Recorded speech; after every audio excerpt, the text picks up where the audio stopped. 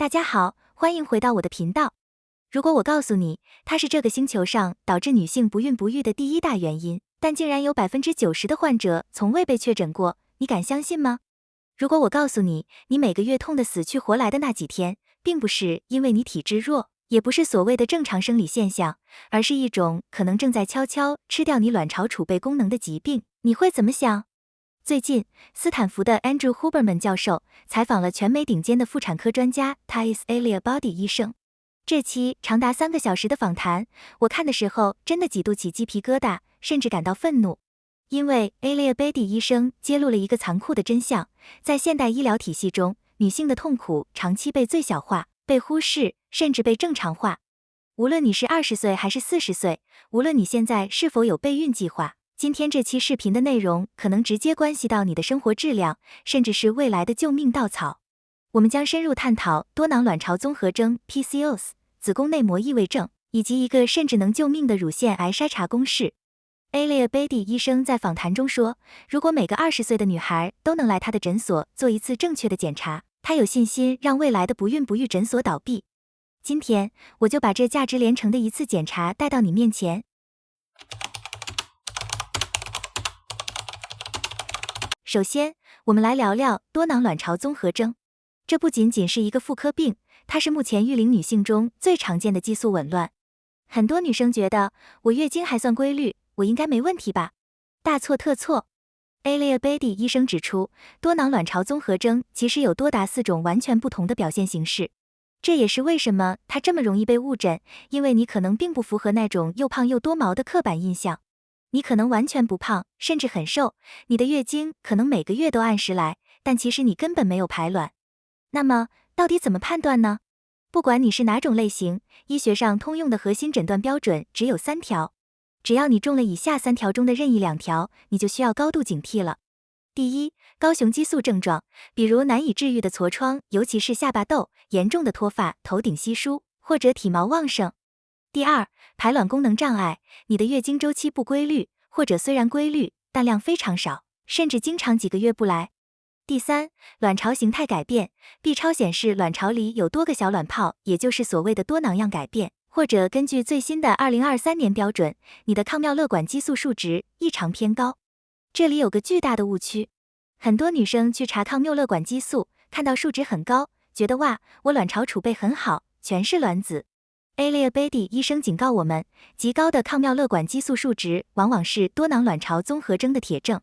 这意味着你的卵巢里堆积了大量没有发育成熟、无法排出的卵泡，不仅质量堪忧，还会持续分泌激素，扰乱你的内分泌。多囊卵巢综合征的根源是什么？不是你吃多了，也不是你懒，它的核心推手是胰岛素抵抗和慢性炎症。80%的多囊卵巢综合征患者都有胰岛素抵抗。过量的胰岛素会刺激卵巢分泌雄激素，雄激素又反过来阻碍排卵，导致长痘、脱发，这就形成了一个恶性循环。怎么办？医生通常只给你开避孕药，对吧？但这只是掩盖症状。Eliabadi 医生建议了一套组合拳。首先是生活方式，改变饮食结构，饭后散步10至15分钟，这对改善胰岛素抵抗至关重要。其次是补剂。肌醇 inositol， 这是改善胰岛素敏感性的神器，还有维生素 D， 因为低维生素 D 会加重胰岛素抵抗，以及辅酶 Q10。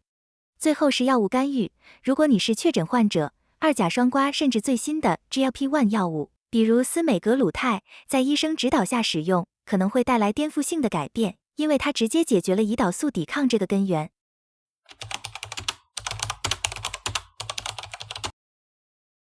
接下来的这个话题可能会让很多屏幕前的女生破防，子宫内膜异位症。Eliabadi 医生说了一句我想把它印在高速公路广告牌上的话，痛经是不正常的。如果你痛到要请假，痛到呕吐，痛到吃止痛药都没用，或者在性生活中感到身部疼痛，这绝不是什么体质寒，这极有可能是子宫内膜异位症。这是一种什么病？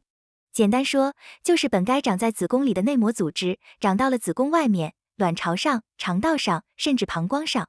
每个月来月经时，这些流浪的组织也会出血，但血流不出去，就会在体内引起剧烈的炎症、粘连和疼痛。最可怕的是什么？在美国，一个女性从出现症状到最终确诊，平均需要9到11年，平均要看5到10个医生。为什么？因为普通 B 超很难照出来，而且很多医生会觉得女人嘛，痛经是正常的，从而把你打发回家。但这期间，你的卵巢功能可能已经被这种慢性炎症烧干了。Alia Beatty 医生见过很多30岁的女性，因为长期未确诊的内异症，卵巢储备抗妙乐管激素已经跌到了更年期的水平，甚至卵子数量为0。怎么自救？第一，相信你的直觉，如果医生说你没病，但你痛得死去活来，换医生，找专门的妇科微创专家。第二，检查项目，普通 B 超没用，你需要找有经验的医生做专门的评估，或者查 CA125，虽然不完全准确，而目前医学上唯一能彻底确诊的方法，其实是腹腔镜探查。第三，治疗逻辑，这种病本质是炎症和雌激素依赖，除了手术切除病灶，通过孕激素，比如曼月乐环 IUD 来抑制异位内膜生长也是常见方案。记住，千万不要硬扛。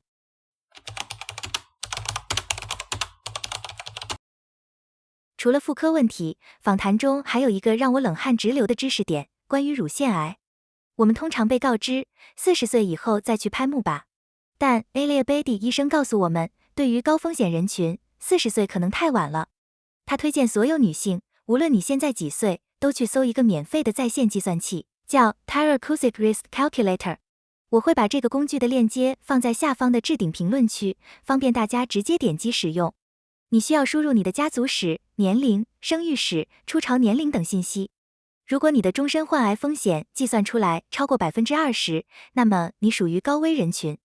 这意味着你不能等到40岁，你可能从30岁开始就需要每年做乳腺磁共振 MRI 或者是超声检查，而不仅仅是钼靶。Alia Beatty 医生自己就是在48岁时，因为坚持计算了这个风险分，他的分数高达37%。在所有医生都觉得他没事的时候，他坚持做了进一步检查，最终在早期发现并切除了乳腺癌，救了自己一命。所以，请把这个计算器推荐给你身边的妈妈、闺蜜、姐妹，这真的是救命的知识。今天的视频信息量非常大，我们最后来总结一份女性健康自救清单，大家可以截图保存。关于多囊卵巢综合症，关注你的胰岛素健康，少吃精致碳水，尝试肌醇补剂。如果月经不调且伴有长痘或脱发，去查激素6项和胰岛素水平。关于痛经，拒绝忍耐。如果痛经影响生活，或者有性交痛、排便痛，请务必排查子宫内膜异位症。关于生育力，别等想生孩子了再查。不管你几岁，建议去查一个抗谬勒管激素，了解你的卵巢库存余额。关于乳腺，去做 Tyrer-Cuzick 风险测试，如果是高危人群，制定更早、更密集的筛查计划。Alia Beatty 医生说，哪怕你是单身，哪怕你还没打算做母亲，你也是自己身体的 CEO。无论医生多忙，只有你最了解自己的身体感受。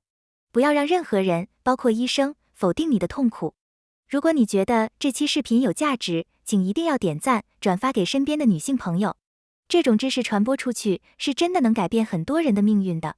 我是逆龄研究所，关注我，我们下期见。